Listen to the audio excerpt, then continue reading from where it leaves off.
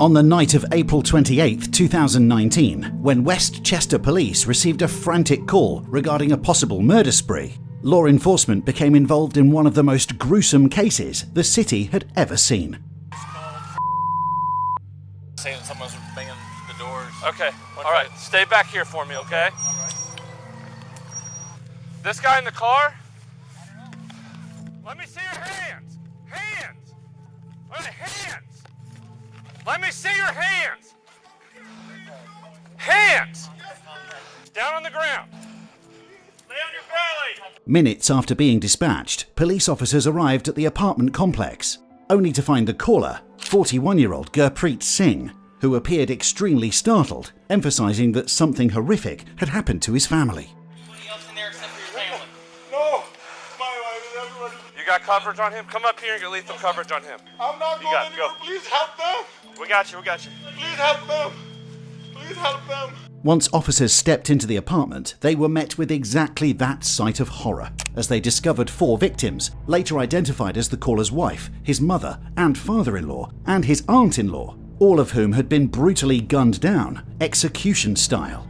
Although Gurpreet claimed he came home to find his family dying, officers not only found no signs of forced entry or robbery, but they also realized the killings were eerily methodical. Multiple victims were found dead in their bedrooms. Some appeared to have been executed point blank while they slept. To the officers, it was clear. This wasn't an erratic killing spree. It was cold, calculated, and deliberate. At the center of it all was Gurpreet Singh, the husband of one of the victims, who appeared more than distraught. Police brought him in for questioning, as he was the immediate witness to the murders. Unbeknownst to the officers, what began as a tragic act of violence would soon spiral into one of the most chilling and complex murder investigations in Westchester's history. Hello, how are you? Sir, I'm okay. Okay, Nothing wrong with me. I understand.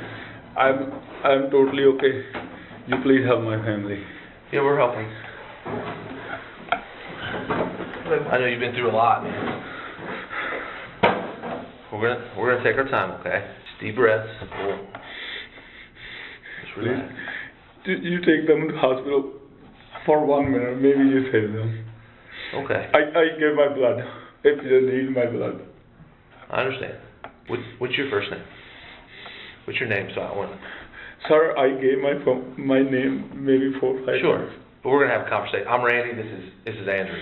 My name is Gurpreet Singh. Okay. Do you go by Gary? Somebody told me you go by Gary. Yes. Okay. I'm gonna call you Gary. Is that okay? Yeah. My company, my load people go by Gary. Okay.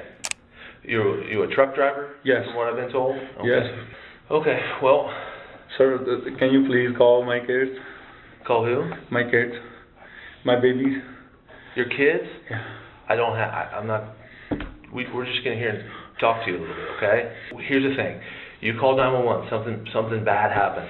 Okay? Yes, yeah. Right. They all bleed. Okay. I understand. We need to know what happened, okay? My mom and my wife, all on the ground, bleeding. I understand. Let's calm down for a minute, okay? And let's go back way before that, okay? Tell me, where did you wake up this morning? Home. Okay, where is home? It's just easier if we start in small chunks. But Okay. In the same apartment? Yes? Okay. Okay. And what time did you wake up, Gary? I know, it's hard. We have plenty of time. Take your time, okay? I don't remember. You don't remember? Maybe 9 o'clock. I sleep late. Okay. You sleep late? I have back pain. Okay. And that's it. I stay home. I did nothing. Okay. All right. Then Did you? yeah, I ate. That's it. We're trying to figure out what you called 911. We're trying to figure out what happened. And sometimes the best way to do that is to start at the beginning of the day. I just know. I leave, go to my truck, and I come back.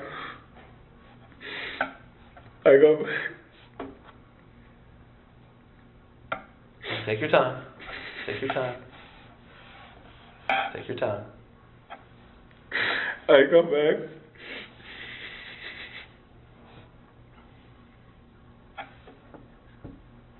Can I talk to my kids, please? During the interview, Gurpreet Singh appeared overly emotional, often unable to form basic replies, which, in the grand scheme of things, was totally understandable to the detectives, as he had just lost 4 family members. He described himself as a devoted father and a sober family man. However, detectives found it odd that his main concern was the well-being of his 3 children, who, at the time of the murders, were not even present in the house and had coincidentally stayed over at their cousin's. Gurpreet's responses focused more on his emotional state and personal loss than on the circumstances inside the apartment. So you sleep until 9. Yes. It's 9 o'clock in the morning because your back hurts. Yes. Okay. When you wake up, everyone is still there, or are they at church already? When I wake up, no, my wife home. Your wife is home when you wake up at 9. And my mother and my aunt at work. Okay, and your kids were home? Yeah, yes. My kids sleep. Your kids were asleep? Okay. Yeah. So But tell me about your morning. I do nothing. I all day lay on the floor, Okay. sit down and lay down again and Okay. sit. Okay, so your dad's watching TV, and Yeah. you're laying on the floor, you're sitting up because your back hurts, okay? Yeah. How long does this go on? Maybe 1 hour. Okay, so like an hour. Yeah. Okay, so it's about 10 o'clock now. What happens next? What do you do? I know it's hard. Sir, please, I don't remember everything correctly. I know you don't. That's why I'm trying to help you, because it's very, very important to us that we know Okay. when everybody came and when everybody left. Okay, and you're the only one that can tell us this. My mom and my dad, they go for shopping. Okay, like grocery shopping or for clothes or? Maybe clothes. And then mom and dad come back after a little bit. After a little bit, hour? Maybe yes. My sister, she also go to dance class. Okay. She come back from dance class. Okay, so now everyone's back. Yes. Everybody who lives there is now back in the apartment, correct? Yes. Did you guys eat together? I cook for my kids today. In the afternoon. Okay. And I leave for I want to fix some light on my truck because DOT stop you. Yeah, I go and fix lights. I only pull like 3, maybe 4 lights out, and I couldn't see. It was getting darker, and my back was getting bad again because of cold wind. I came back. When I go inside, my mom, my wife, and my aunt, and I go call them, Mummy, Shalandra, Mummy, Masi, they're all bleeding, and I see my dad, yeah, he's bleeding too. Okay. And I call 911. As the interview progressed, investigators began reconstructing the timeline as told by Singh. GPS data showed that at 9:03 p.m, Gurpreet Singh parked his semi-truck near the apartment complex. According to him, he arrived at the apartment at 9:11 p.m, only to find the front door wide open and discover that his 4 family members were all bleeding.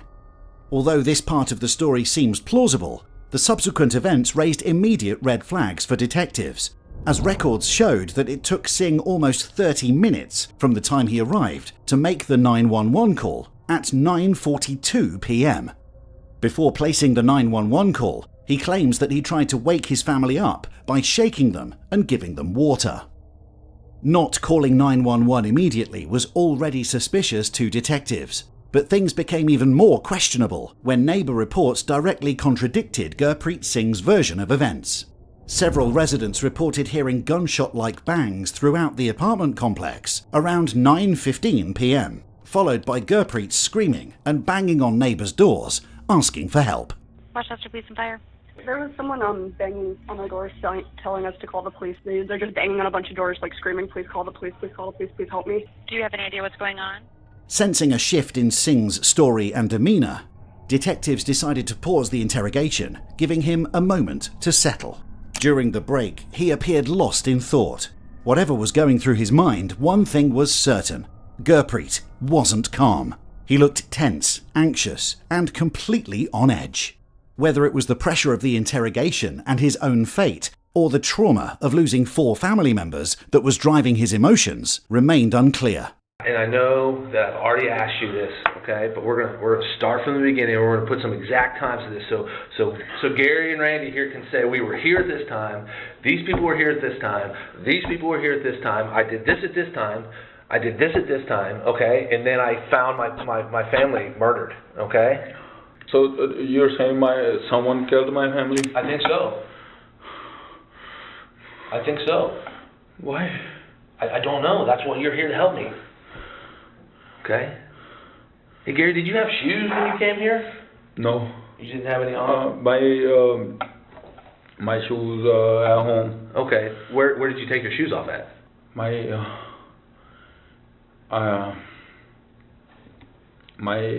shoe came off when I was going. I do only really loose shoes. I don't. Okay, what kind of shoes were you wearing? My truck shoes. And you're saying that sometime when you were running around, they fell off? Yeah, they came off.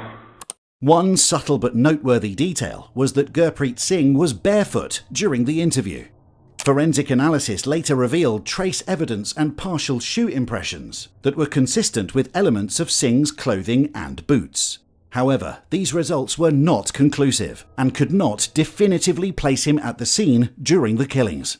All right, Gary, we're going to start from the beginning, okay? And I'm going to ask you some very direct questions, okay? And I give you some very direct answers. Do you understand? Yes. Okay, help me. Help you. Yeah, I help you everywhere. I know you will. That's why I'm confident in this, okay? Yeah. All right. What time did you wake up? I know it was after 8. What time do you lay on the floor? Give me a time. Right when I woke up. So 9 o'clock. Yes. Okay. And your dad is watching TV, and he is watching the Indian elections. Yes. Okay. What happens next? Does your dad leave for church? I remember my dad go inside again, his room. Okay. Get ready for church, and he leave. So who is now in the house when your dad is gone at 11 o'clock? Me, my wife, and kids. At what time does the next person either show up or leave?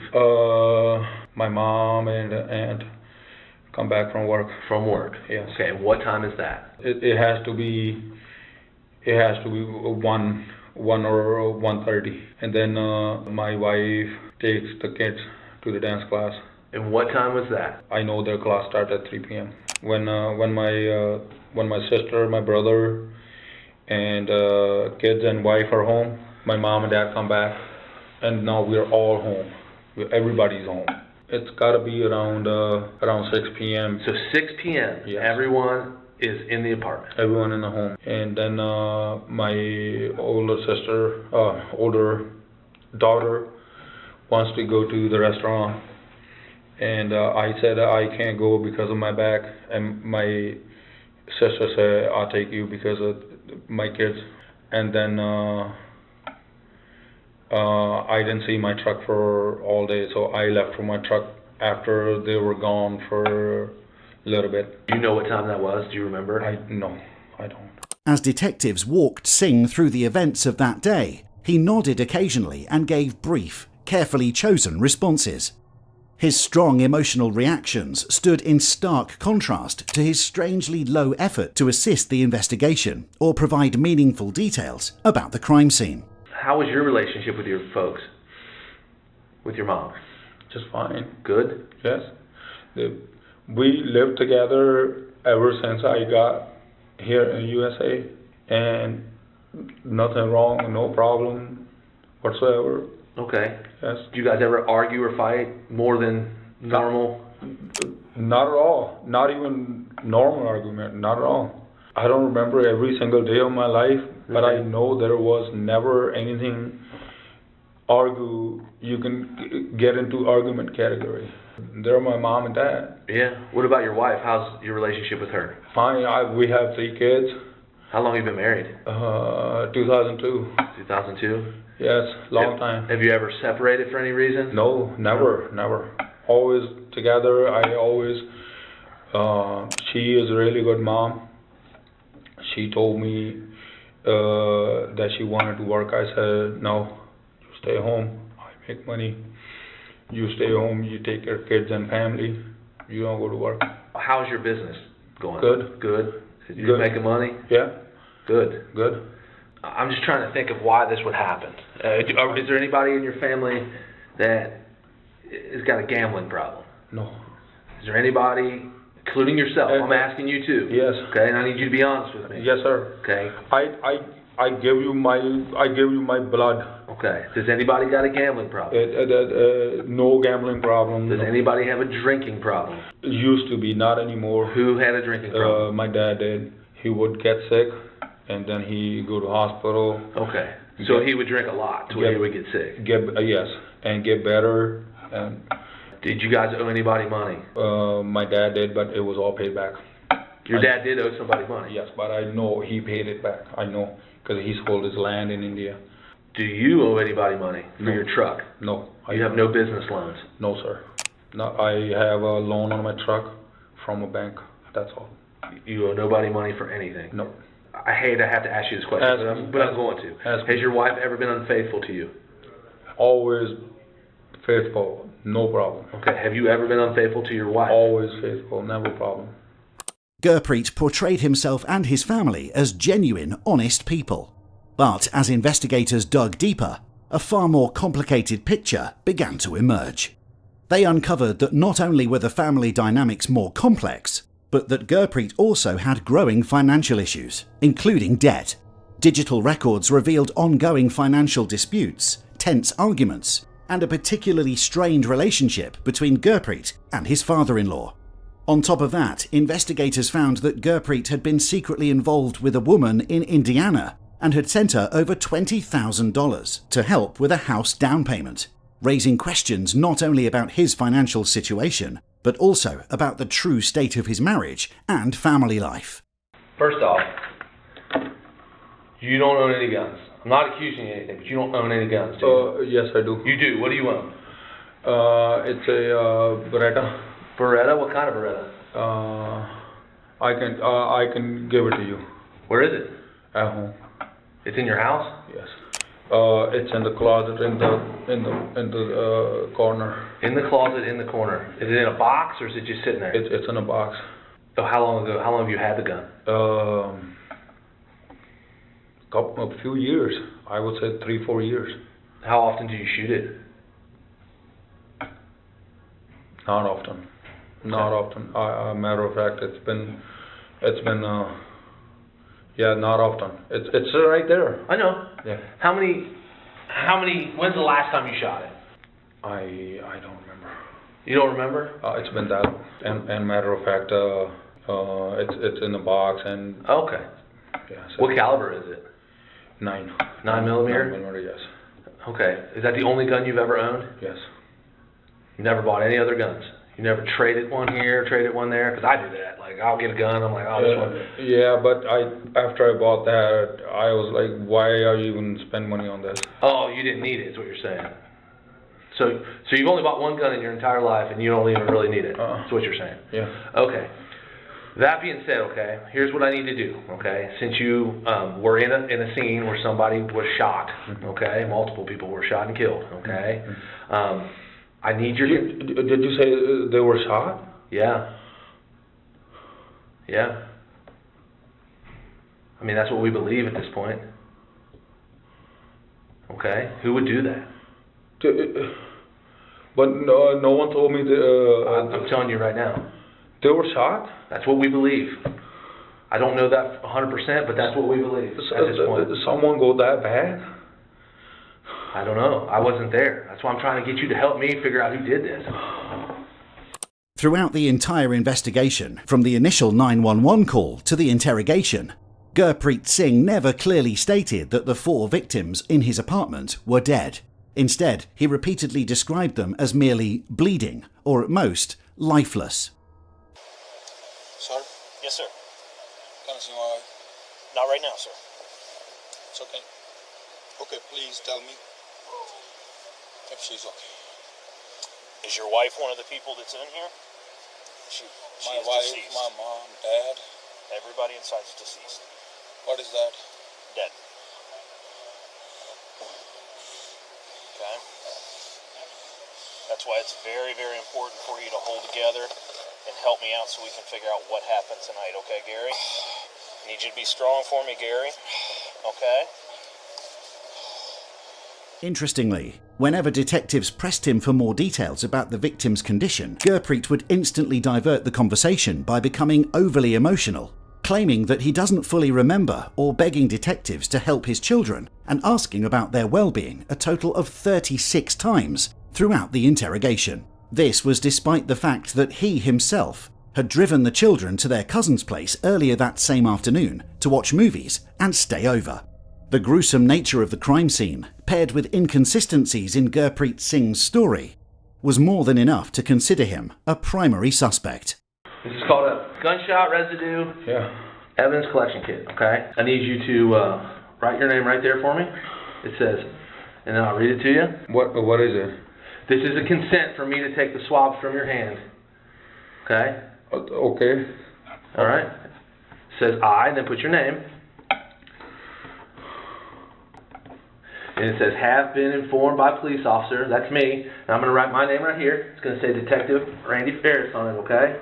It says, who made identification as a law enforcement officer of the Westchester Police Department of my constitutional right not to have a search made of the premises or property owned by me and or under my care, custody. Sir, please. Okay. You all right? Oh, I want to go home. I want to go home. I want to be on care.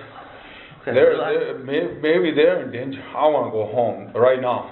Have a seat for me, okay? No. No, we're going to talk some more, okay? And listen to me. Why didn't anybody tell me they were shot? Hey, listen. Okay, listen. I can't have you go home right now, okay? All right? No. Listen to me. I'm a police officer. I warn you have the right to remain silent. Anything you say can and will be used in a court of law against you. That you have a right to consult with a lawyer before and during any questioning. Have a lawyer present with you while you're being questioned. That if you cannot afford a lawyer, one will be appointed for you free before any questioning. That you may stop talking to me or any other police officer at any time during any question. Do you understand all your rights I have read to you? Yes. Okay. And the only reason I had to read these to you, do you understand these rights? Yes, I do. Do you wish to talk to us without a lawyer present? No. Someone shot my family, my kids are alone, and I'm sitting stupid here. Okay. I need you to put your name. I want to go. Put your name right here. Yes. Just that I read it to you. Okay. So this means I go to my kids. No, you're gonna sit here for a minute. No. Okay. I want to go to my kids. You gotta sit here for a minute. No. Okay. No, I want to go to my kids. I'll be back. You telling me now? And shooters out there. Oh my God, this is wrong. This is wrong. And no one told me that this would happen. Everyone was saying like something happens. Really, man. I want to go to my kids. I want to go to my kids right now. We're having you stay here and hang out. No. I want to go to my kids right now. I've been telling everything you wanted to ask me. Sir, please. We are gonna get a search warrant for your hand. No, get your search warrant. Come to me. Do whatever you want to do. stay here. Why? Because I said so. No. Why would I stay here? Sir, please. Okay, arrest me. Arrest me. You're under detain. You're in No, custody right now. no, I don't understand detain or whatever. He told me now that my family was shot. I thought it was an accident. 4 people died and you thought it was an Yes. accident? I wasn't told anything. Look how you guys are getting in a position like I am some threat to you, right? No, but you can't leave. You're not allowed to leave. Okay, I'm not giving you anything unless I have my lawyer. Okay. Is that clear? I understand. Have a That's seat. it. You bring your search warrant, you bring FBI, you bring your army on me, I'm not giving you anything. The situation escalated when officers noticed a suspicious stain on the left sleeve of Gurpreet Singh's clothing. They chose to detain him for further investigation, to which Singh objected, promptly demanding a lawyer. Later, DNA testing confirmed that the stain was blood, specifically the blood of his wife, Shalinderjit Kaur. All right, Gary, we have that search warrant. You can go ahead and read it. Okay, what am I supposed to do now? We're just letting you know we're gonna do this, But and the judge authorizes us to do it. So, do I get to go after this?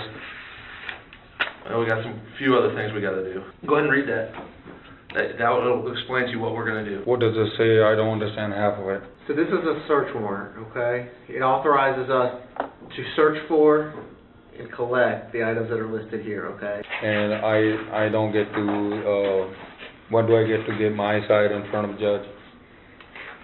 You're like I told you, you're not under arrest. Then why am I being treated like I am? Because there's time-sensitive, possible trace evidence on you that we need to collect. And without your consent to collect it, we had to get a search warrant, which means you weren't free to go. Okay? So am I free to go? Not right now, not When? until we're done. When? When we're done issuing everything in that search warrant. Okay. So I give you all this and then I go home. At this point, yeah. Now I gotta use the bathroom real quick. Well, we have to do this first. Yeah, can't do that. See, I just wanted to do this just to see how you react, because you're thinking that I'm just gonna wash my hands away, right? I need your right hand. Although Singh denied firing a weapon or coming into contact with one, gunshot residue was detected on both of his hands. While this initially seemed incriminating, investigators found his Beretta handgun loaded and stored away in his closet, seemingly untouched, raising more questions on who actually pulled the trigger. Hello. Yes, sir. You hanging in there? Yeah. Trying? Okay. I'm being treated like I'm the criminal. No, absolutely not. So a lot of times when... I understand, sir. Thank you. Well, I don't want to be rude, but... You're not being rude. I even asked him if I could go with your officer for 5 minutes, see my kids, and come right back with the officer. Yeah. He wouldn't even allow me that, but that's fine. It's more rapidly we can get that thing things get taken care of, we can get taken care of. Yes, sir.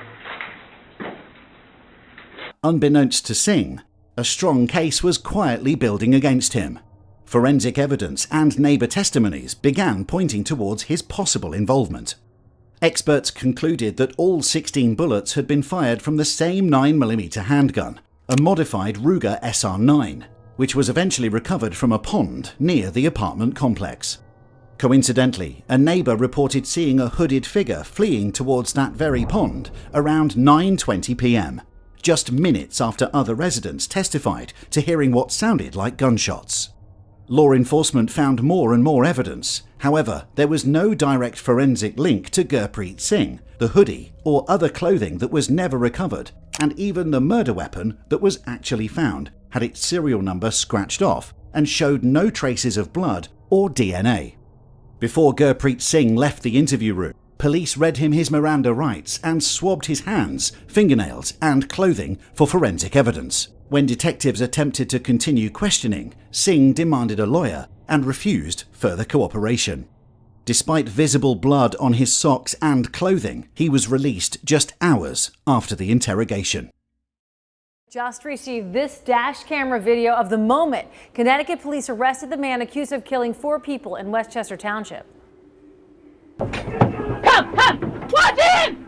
Watch him! Watch him! Watch him! That is the moment you just saw there of police arresting Gurpreet Singh earlier this month. You can see he was outside what looks like a Walmart when police converged on him and got him on the ground. Singh is charged with killing 4 people, his wife, mother and father-in-law, and his aunt back in April. More than 3 months after the April 28, 2019 killings, Gurpreet Singh was arrested on July 31st by Bramford Police in Connecticut, charging him with 4 counts of aggravated murder.